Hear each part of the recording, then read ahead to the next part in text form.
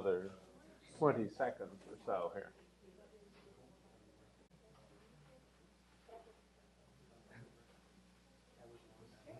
Guess we're recording. Welcome to the Computer Security Seminar from Purdue University. Today's speaker is Professor William Winsborough from George Mason University, and he will talk on attribute-based access control. William. Thank you. Thank you very much. So the area of my research is policy-based security and privacy for distributed systems. In particular, I'm interested in situations where we have decentralized authority and each principal in the system has the opportunity to contribute some policy statements that together compose to form the or define the behavior of the system as a whole. So today I'll be talking about some work that I've been doing for the last several years in developing flexible and scalable access control for decentralized and collaborative environments as well as open systems like the internet. So the approach that we take to making authorization decisions is to base them on attributes of the resource requester, such as rights that they have to access specific resources or roles that they occupy in their home organizations, qualifies that they might have like degrees or other characteristics like their age or nationality. And credentials are then used to establish someone's authorizations offline.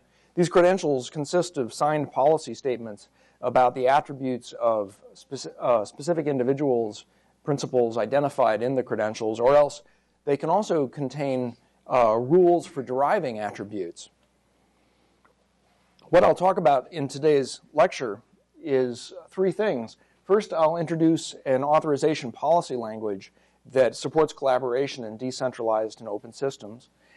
And then I'll talk about analysis techniques that we've developed for understanding and managing how policy delegates authority among various principles in the system. And then finally, I'll talk about the problem that because the credentials may have sensitive information in them, they themselves may have to be the subject of access control. So we'll begin with policy language design. And this is work that I did with Ninghui Li and John Mitchell, which was published in the 2002 Oakland conference. I'll talk about the requirements for a language, give a couple of examples, introduce the syntax and semantics. So first and foremost, what we want from a attribute-based authorization language is the ability to decentralize the authority to define attributes.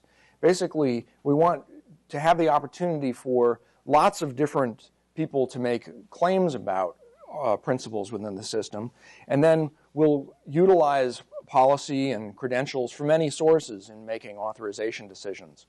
So policies, or one person may delegate authority to another for the purposes of controlling some resource, and this could be delegation to a specific principle by name, but we'd also like to be able to support delegation to principles that satisfy certain attributes. So this is not by name, but by attribute. We want to be able to support the inference of attributes from one or more other attributes, like when we would derive access rights based on roles or other characteristics. We'd also like to support parameterization so that an age attribute could actually have a numeric field in it and say, what the age value is. We'd like to be able to support thresholds, which is basically a kind of voting, and separation of duties, which is a technique that can be used to reduce or make fraud more difficult to commit. So the language that we'll be working with for this talk is called RT, for Role-Based Trust Management.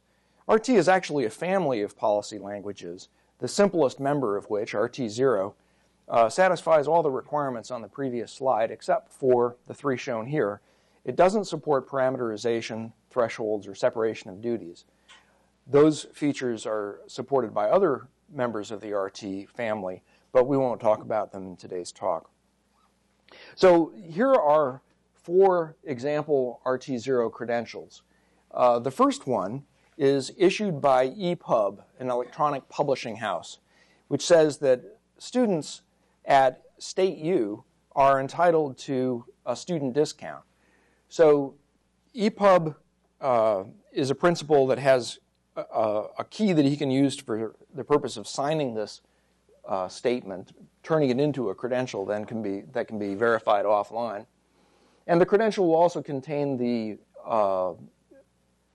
public key of State U, which can be used then to check the signatures on the second and third credentials, in which State U says that somebody's a student if the university registrar says that they're registered for either a part-time or a full-time load.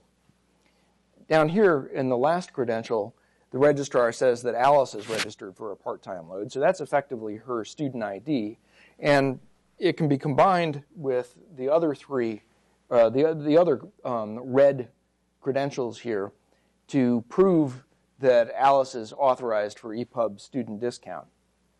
So Alice could present these credentials and obtain the discount without the authorizer ever having heard of State U or the U registrar or knowing their public keys ahead of time. Now, in the example I just gave, delegation is made to a particular individual, an individual university, State U. But in general, you might like to be able to support delegation to any university. So EPUB would like to be able to accept the student IDs of students from arbitrary universities. Now, how would you do that? You know, you could put in your policy every single university and say that their students are authorized. But this presents many problems, not the least of which is maintenance. But maybe the biggest is that EPUB is probably not an authority on what's a real university. You know, does a mechanics school or a beautician school or something like that qualify? Well, the authorities on what's a real university are accrediting agencies, or accrediting boards, excuse me. So in the second credential, EPUB delegates to FAB, a fictitious accrediting board, saying that anybody that's FAB accredited is considered to be a university by EPUB. And since State U has a credential that says that he's accredited, all right, here we go. Right here, EPUB.university can include people like State U. So if Alice shows using credentials that we saw already that she is a State U student, then she would be entitled to the student discount. So the basic structure in RT is a role which has the form A.R, in which A is a principal and R is a role name. There are 4 different kinds of statements that A can issue in order to define who's actually in his role, A.R. The first one, A.R includes D, just says that the principal D is a member. The second one, A delegates some authority to B. He's saying anybody that is in B's B.R1 role is in A.R. So A.R contains B.R1 as a subset. The third form of statement says that A.R includes B.R2 for all B in A.R1. So B would be like the university in our previous example. And then the fourth statement says that A.R includes anybody that's in both A1.R1 and A2.R2. So that's basically a form of conjunction. Now, the first 3 statements together give rise to a language that's equivalent to SUDSI, simple distributed security infrastructure, a language that was proposed in, I think it's 1996, and later sort of combined with spooky, simple public key infrastructure. But I mention this because a fair amount of work has been done on how to provide a semantics for SUDSI. We'll actually take a different approach to providing the semantics for RT, and I'll, in my next slide, give you some explanation as to why that is. But in this slide, I'll briefly show you the construction of that semantics. It's based on constructing a logic program, in fact, a restricted logic program called a DataLog Program. And the way that it works is that for each statement in the policy, you get one clause in the DataLog Program. So the first form of statement, A.R includes D, gets translated into the simplest form of clause often called a fact, in which M is the membership predicate, and this just says that D is included in A.R. The second form, in which A.R includes B.R1, is translated into something that just uses the membership predicate to say almost exactly the same thing. So this little symbol right here is read if, and this says that X is in A.R if X is in B.R1. That captures the intuition that I think you'll agree is natural. In the third form, we want to say that, well, it's just translated into X is in A.R if there exists a Y in A.R1 such that X is in Y.R2. And finally, intersection just turns into conjunction. So now the semantics is defined in terms of logical entailment.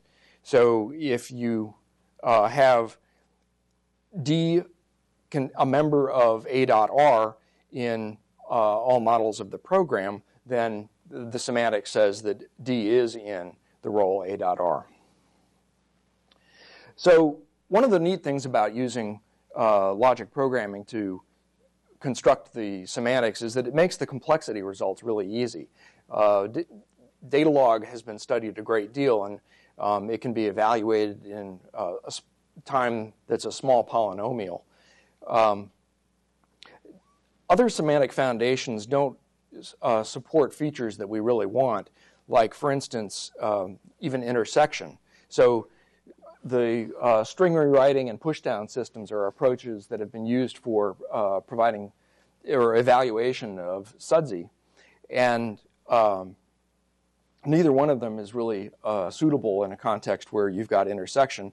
Moreover, using the logic programming approach enables one to easily extend the language to incorporate those extra features like parameters, thresholds, and separation of duty.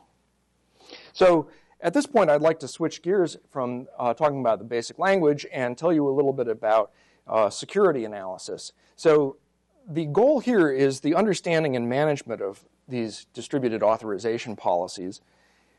The reason is that authors of policy statements need assistance in understanding the global impact of statements that they add or revoke.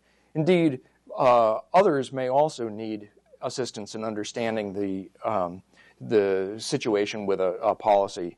They need to understand who could get access to what and who could be denied based on the fact that the policy may actually evolve in a situation where not all, no given entity controls the entire policy, and hence it is going to evolve beyond the control of any one entity. So I'm particularly proud about this work, in part because it's going to be published in the Journal of the ACM. And again, my co-authors are Ninghui Li and John Mitchell. in this part of the talk, I'll give you some background on the security analysis problem. I'll describe the abstract case of security analysis for trust management, and then make it concrete for the language RT. Then I'll discuss a couple of usage scenarios and the complexity results that we obtained. So, security analysis actually has a long history of study. Going back 30 years, a subproblem called safety analysis has been studied, and in that work, the access control model was based on an access control matrix. So the idea with an access control matrix is that rows correspond to subjects, columns correspond to objects, and the cells give you the access rights that that the subject has with respect to that object. Now, this forms the state of a state machine whose transitions correspond to the execution of commands of the form shown here. A command tests to see whether several rights are in given access cells, and then, if so, executes a sequence of operations that can enter new rights into cells, remove rights from cells, add or delete columns or rows. And now, in this model, a system such as this is deemed to be safe if there's no sequence of commands that gives a given right A to a particular subject S on object O, where A, S, and O are all given.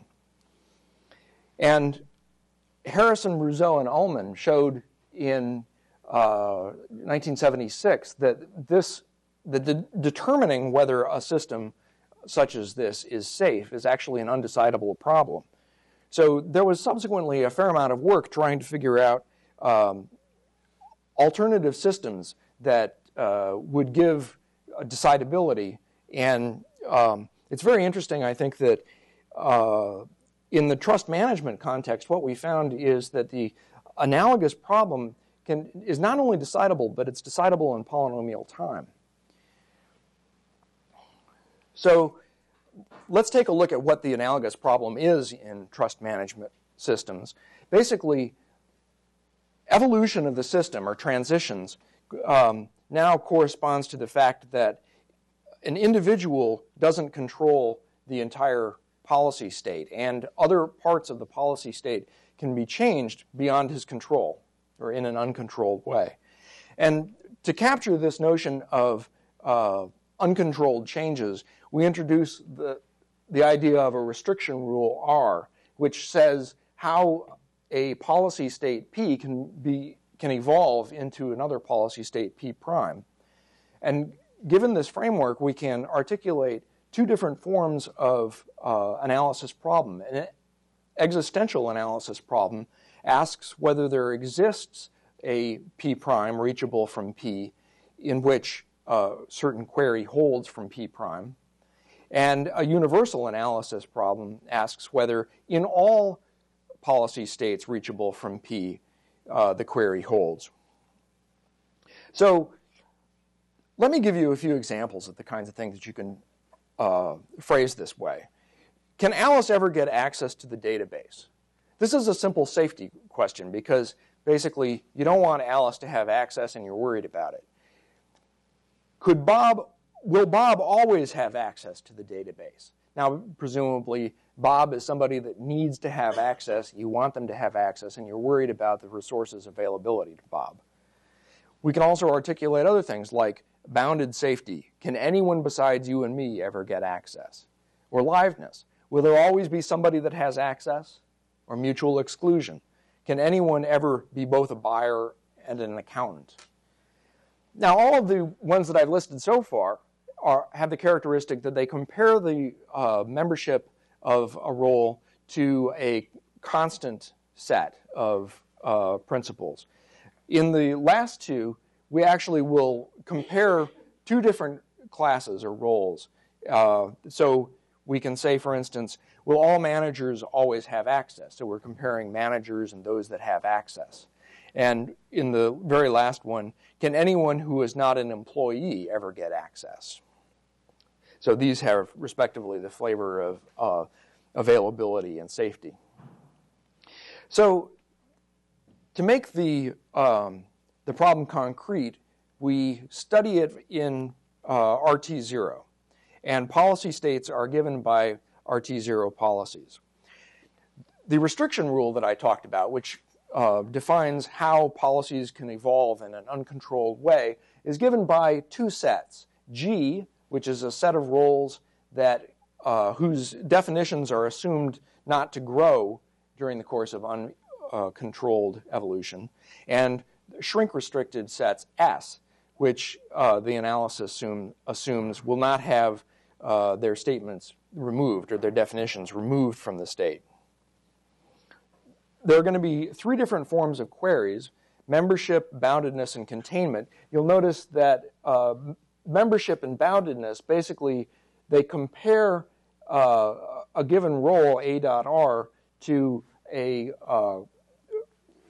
specific set of given principles, D1 through Dn. So on the left, we ask whether A.R, I'm sorry, on the first one, we ask whether A.R contains D1 through Dn as a subset, and in the other case, we ask whether A.R is bounded by the set D1 through Dn.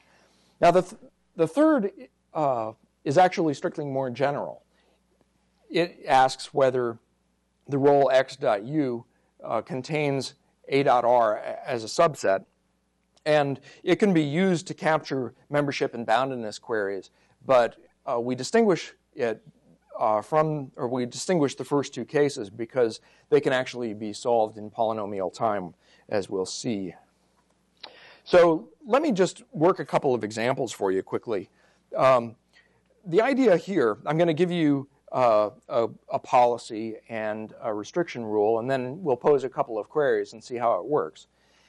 The idea here is that the system administrator, SA, has a resource, and he grants access to the resource to everybody that HR says is a manager, and to everybody that a manager says should have access, provided that person is an employee.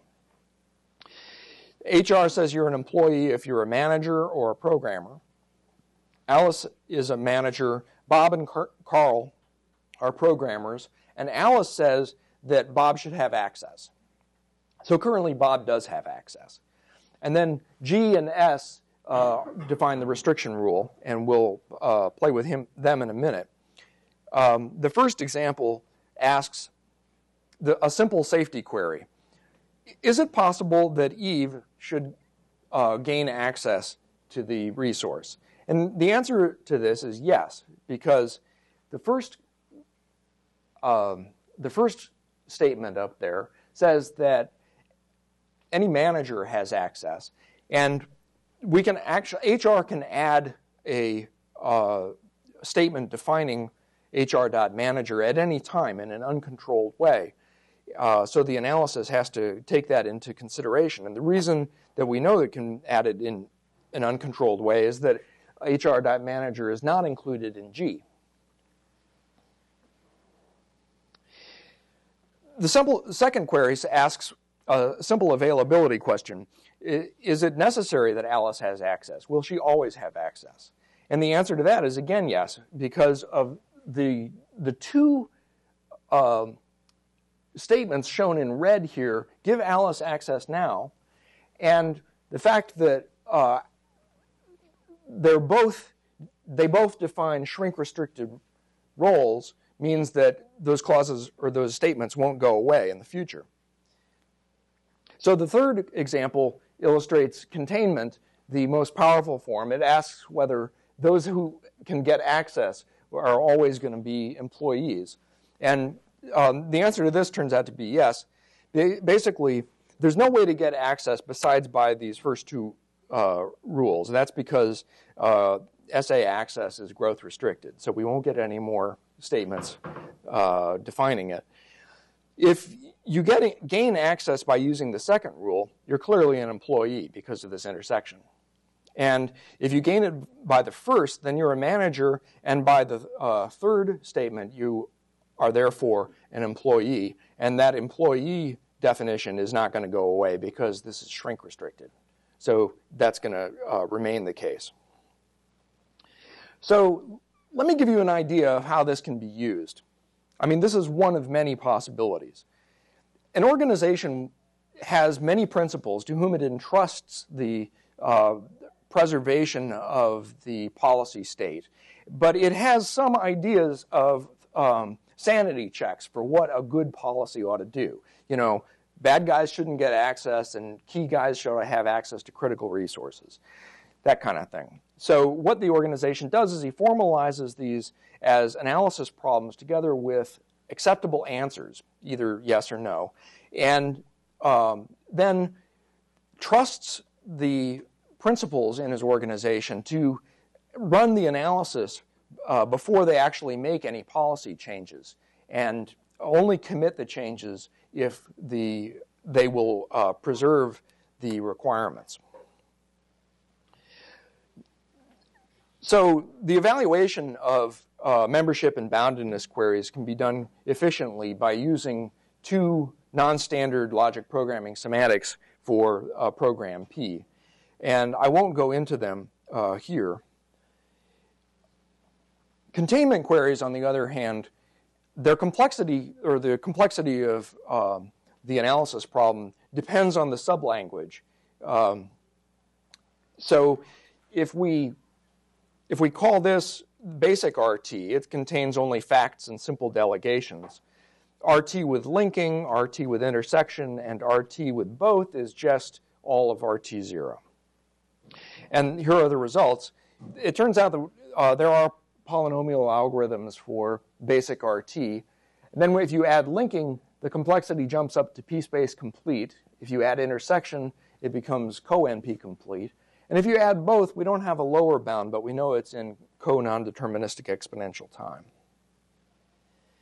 Okay, so at this point, I want to switch gears and talk about the fact that when using credentials in order to gain authorization in an open system, you may not wish to trust the recipient of these credentials with everything you've got, because the credentials themselves may be sensitive.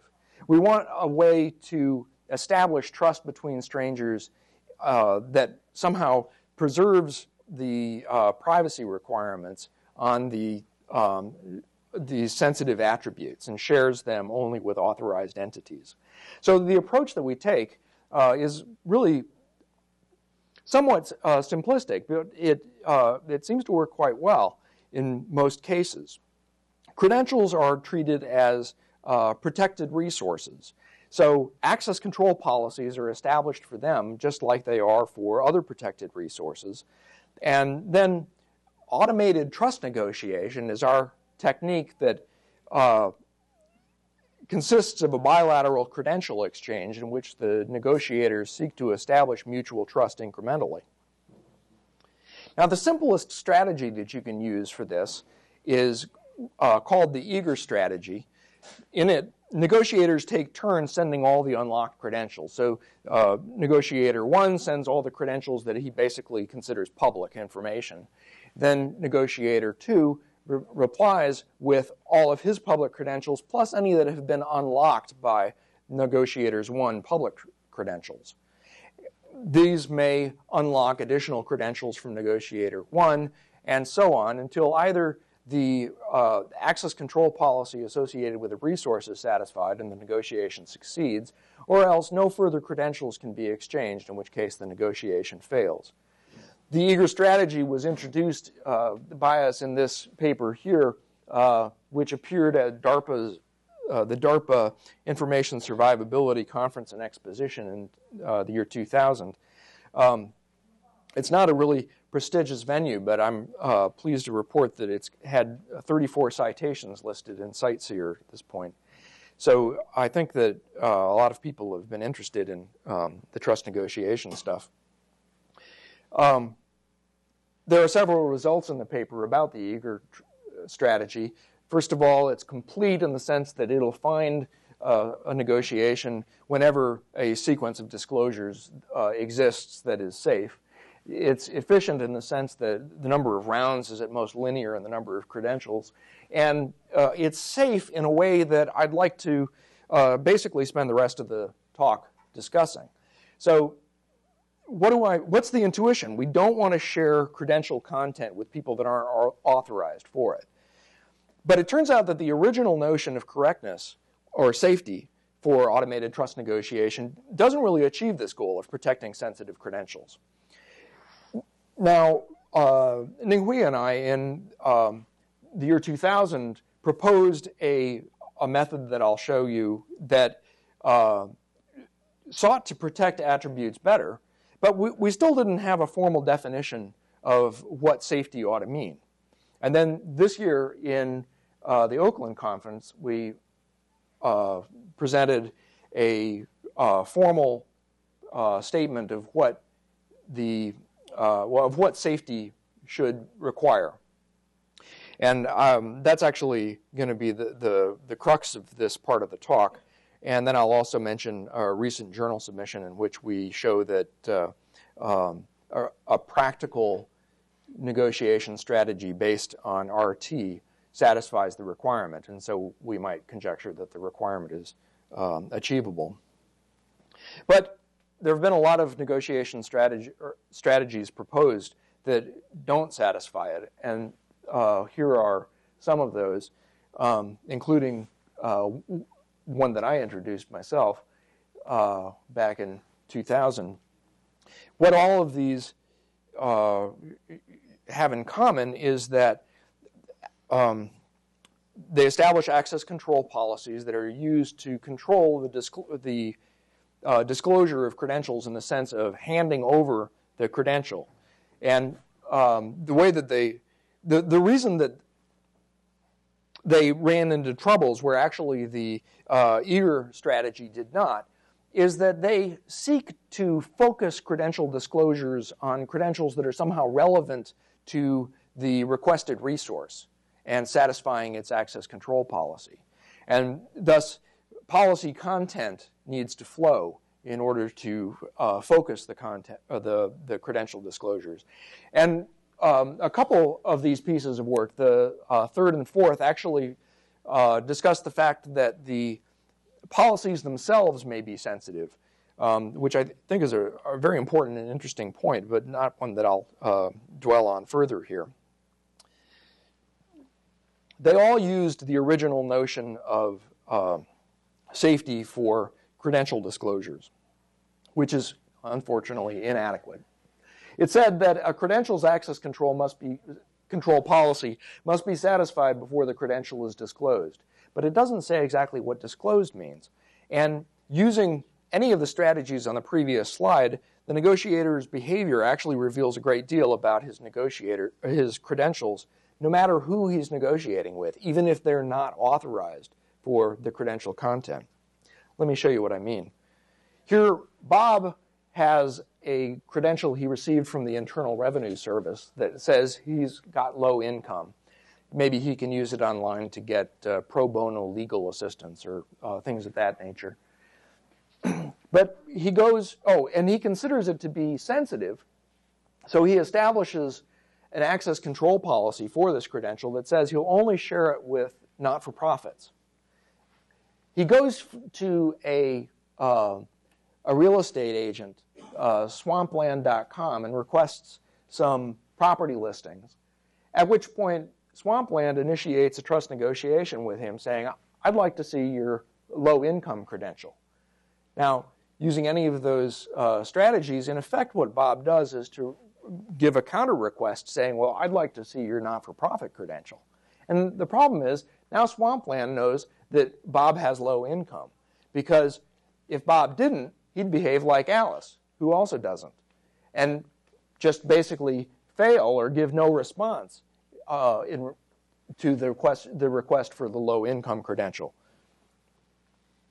So in the Policy 2000 paper, we sought to protect attributes by introducing what we call acknowledgement policies. So these are by contrast with access control policies, and they're associated with attributes rather than credentials. And that enables you to establish them whether or not you actually have the credential. So what an acknowledgement policy does is to authorize knowing whether or not the negotiator has the given attribute. I won't tell you whether I've got it unless you satisfy my ACK policy. During a negotiation, I can show you the ACK policy for my low-income credential without implying that I have it. That's because I could easily have established it without having it. And this work was published in the IEEE Workshop on Policy. So here, Alice may also consider her income to be sensitive information and establish an ACK policy for it that says she'll only share that with not-for-profits. And if she does so, then her behavior is exactly identical to that of Bob's. Now, detractors have argued that people that have nothing to hide won't bother to use acknowledgement policies, thereby casting suspicion on those that do use them. But there's a key observation here, which shows why, in fact, I think they're workable. Anyone wishing to protect any sensitive attribute whatsoever has to protect some attributes about which he has nothing to hide. Otherwise, the mere fact that he's protecting one attribute indicates he's got something to hide there, and you can tell maybe his attribute there isn't so favorable. And probably guess what it is, for that matter. So in this context, if suitable acknowledgement policies were available, widely available for all attributes, the simplest approach would simply be to enforce them all. Okay? So our solution is, let's make them widely available and achieve that by making ACK policy design part of attribute vocabulary design. A reference to an attribute has to contain somehow a reference to the vocabulary that's used in the attribute to avoid name collisions. So if we include with the vocabulary an acknowledgement policy, then when you ask me for any attribute, even if I've never heard of it before, I can just go to that URL, retrieve the acknowledgement policy, and serve it to you. So in the Oakland paper, we formalized an intuitive safety requirement for protecting attributes. This is the paper, Safety and Automated Trust Negotiation. And I'd like to quickly run through the framework so that I can state the safety requirement for you. Basically, a negotiator is assumed to have a configuration G, which gives a principal K that he has control over, and a set of credentials that he owns, E. Plus, there's a table of policies and a mapping from attributes to their acknowledgement policies. What can adversaries do? Well, we model them as sets of principals and their credentials, so they may be able to collude. Multiple principals may be colluding. And what we assume an attacker can do is to issue an attack sequence consisting of a sequence of K messages. And the attack sequence can either be an active one, in which case the attacker is playing the role of a resource requester, or it can be a passive attack sequence, in which case he's playing the role of an access mediator or a resource provider.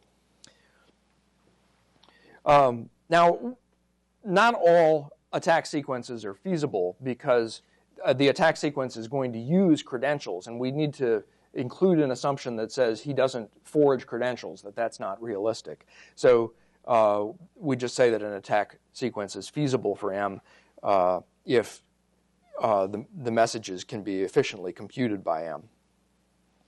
Now, what information is effectively hidden from an adversary? We assume that all he can see is the negotiation. So a given strategy, for a given strategy, two configurations, G and G prime, are indistinguishable using that strategy with M if for every feasible attack sequence, the response induced from G and G prime are the same. Okay, so that's how we formalize the idea that all the attacker can see is your negotiation interaction. What doesn't need to be hidden? Well, an attribute T is acknowledgeable to an attacker M or an adversary M if M possesses attributes that satisfy the acknowledgement policy of T, and releasable credentials are just those that define no unacknowledgeable attributes. So now I can articulate the safety requirement. We call it credential combination hiding. This is a property of strategies. A strategy is credential combination hiding safe if for every pair of configurations, G and G prime, where the acknowledgement policies agree, because acknowledgement policies have to be something that you see, and given any adversary M, if the credentials that are releasable to M using G's credentials are the same as those using G primes, then G and G prime have to be indistinguishable by M when you're using that strategy. Okay? Now, we came up with some alternative formulations to see whether it had to be this strong. We tried a couple of weaker formulations that didn't focus on the credentials but just on the attributes. And there was one that looked at hiding combinations of attributes and one that looked at just hiding individual attributes. But in the end, they all turned out to be inadequate for our purposes, which gives us some confidence that we've sort of hit the notion about right. It's probably not stronger than it needs to be. Now, we recently, after the Oakland conference, we submitted a journal version of the paper that it kind of included some of the policy workshop paper and added a new result which says that our safety result is satisfied by essentially the negotiation strategy that we introduced in the Policy 2000 paper. So that's the theorem. Our RT-based strategy is credential combination hiding safe, and we submitted that to TISIC. And the reason that that was kind of interesting and tricky is that RT is an inferential system. So if I want to protect A.R, I may actually have to protect B.R1 as well if we have A.R includes B.R1. So these inferences can be made by an adversary both in a forward direction and in a backward direction. So we had to come up with a kind of closure operation on the acknowledgement policies, which took care of that. So I'm at the end, and what I've told you about is three problems. First of all, providing a language for authorization policy to support collaboration in open systems. This is the RT language. Then techniques for understanding and managing policy. This is the security analysis work. And then finally, trust negotiation techniques and, in particular, requirements for protecting sensitive credential content. The work was funded by DARPA and by the NSF, and we have a medium-sized ITR that just started last year. This is something that Professor Lee and I are cooperating in, along with several others listed here. And one angle that I think is interesting for future work is based on the security policy management stuff.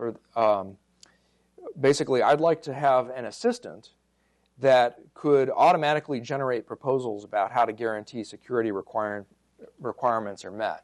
So you remember that I had this usage case where an organization could define a bunch of requirements and then entrust to the trusted collection of principals to preserve those requirements. Well, those principals might like a tool to help them do that. If they try to write some policy that turns out to violate the requirements, they'd like to know why and if it's possible to fix things up. And if not, why not? Another thing that's interesting here is insider threat assessment. So we've assumed that the trusted guys aren't going to change things, but suppose that they start making changes that they shouldn't. How much damage could they do to you? Can they compromise all your resources? We need to be able to assess one's exposure to individuals or colluding groups of insiders, and possibly to suggest ways of reducing one's exposure, for example, by introducing separation of duties. And then clearly we need heuristics for the intractable queries that we were talking about. So I think I'll leave it there. I'd like to know if anybody has any questions for me.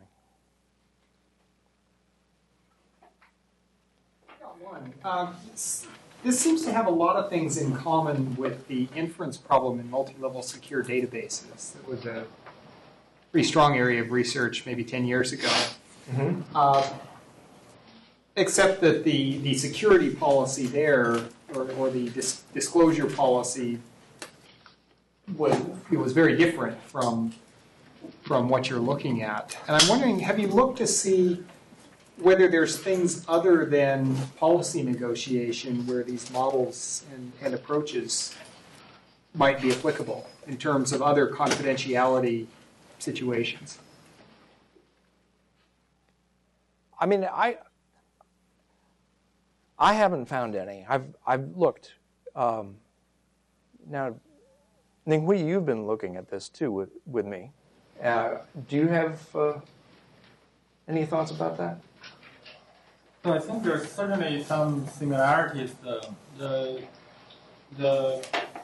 This kind of correctness requirement for trust negotiation is very much related to information flow security. The definition turns out to be quite similar to definition of non-interference and non-divisibility. But I'm not sure how you can apply this to other areas. Yeah, I mean, it seems to me intuitively, it seems like there ought to be other areas where confidentiality is not absolute, mm-hmm. where this would provide a way to model, and I'm not sure what they are, but I just think it may have wider applicability than. You're working on this language-based security, right? Mm-hmm. Integrating some of it in that.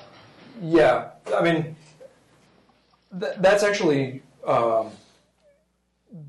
following the kind of work that Andrew Myers has been doing for several years. And the idea there is that you would like to be able to control not just somebody's access to information, but what they can do with the information after they get it. So